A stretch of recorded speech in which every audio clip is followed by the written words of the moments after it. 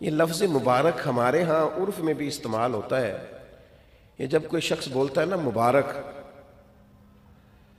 तो उससे खुशखबरियाँ जहन में आती हैं, उससे कामयाबियाँ जहन में आती हैं। जब कहा जाता है आपको मुबारक हो, मुबारकबाद हो, तो इससे इंसान की हाशिया ख्याल में महसूस होता है कि कोई अजीम इनाम मिला है, कोई अजीम रहमत अता हुई है, कोई मुनफरद सा, हसीन सा, खूबसूरत सा तोहफा मिला, किसी बहुत बड़ी कामयाबी से अल्लाह ताला ने हमकिनार फरमाया है, तो फिर कहते हैं मुबारक हो। तो नबी पाक ने रमज़ान मुबारक को फरमाया शहरुन मुबारकुन, ये मुबारक महीना है, बरकत वाला महीना, यानी इसका हर हर लम्हा ही मुबारक है। रोज़ा रखें तो फिर भी मुबारक है, इफ्तार करें तो फिर भी मुबारक है, रमज़ान अल मुबारक के अंदर किसी को रोज़ा इफ्तार कराएं तो फिर भी मुबारक है, इस माह नूर व सुरूर के अंदर कुरान मजीद तरावी में सुनाएं तो फिर भी मुबारक है, पीछे होके सुने तो फिर भी मुबारक है।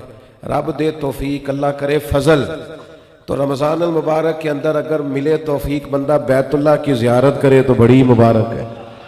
और अगर अल्लाह तौफीक दे और इंसान ये माह मुबारक मदीना मुनव्वरा में गुजारे तो फिर बड़ी मुबारक है। तो हर हर लम्हा मुबारक है, हर हर घड़ी मुबारक है, रमज़ान सारा ही मुबारक है। पहला अशरा भी मुबारक है, दरमियान वाला भी मुबारक है, आखिरी भी मुबारक है, ताक रातें भी मुबारक है, लैलतुल कद्र भी मुबारक है।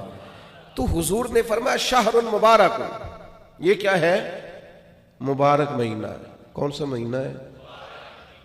ये जितने लोग मायूस हैं ना किसी भी वजह से, खुदा न खास्ता परेशान है किसी भी वजह से, महसूस करते हम पीछे रह गए किसी भी वजह से, तो वो यूं समझ लें कि ये वो महीना आ गया है जिसमें मुबारक ही मुबारक है, जिसमें करम ही करम है, अता ही अता है।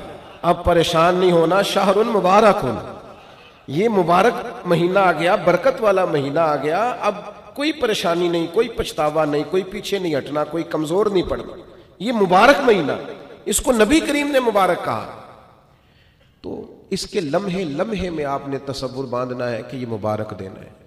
इसमें रिस्क आएगा तो वह भी मुबारक ही आएगा, कोई शख्स मिलेगा तो इंशाल्लाह खैर ही होगी, कोई अमल करेंगे तो इंशाल्लाह बरकत ही होगी, कहीं हम अल्लाह की रिजा के लिए कुछ खर्च करेंगे तो फिर भी बरकत ही होगी। महीना ही मुबारक, इसको नबी करीम ने मुबारक कहा है।